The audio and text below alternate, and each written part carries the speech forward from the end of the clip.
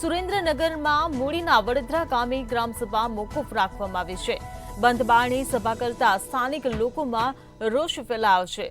સુરેન્દ્રનગરથી આ સમાચાર મળી રહ્યા છે. સરપંચના પતિ સહિતના સભ્યો દ્વારા સભા કરાઈ ત્યારે સરપંચના પતિ દાદાગીરી કરતાનો વિડીયો વાયરલ થયો. તો રકઝકનો વિડીયો સોશિયલ મીડિયામાં વાયરલ થયો છે.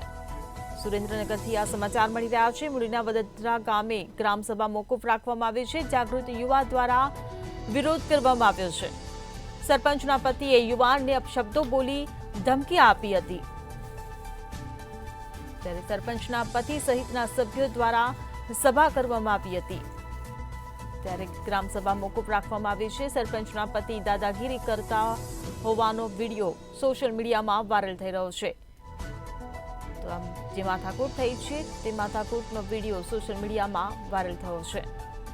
સુરેન્દ્રનગરથી આ સમાચાર મળી રહ્યા છે. મૂડીના વડોદરા ગામે ગ્રામસભા મોકૂફ રાખવામાં આવી છે. બંધ બારણે સભા કરતા સ્થાનિક લોકોમાં રોષ ફેલાયો છે.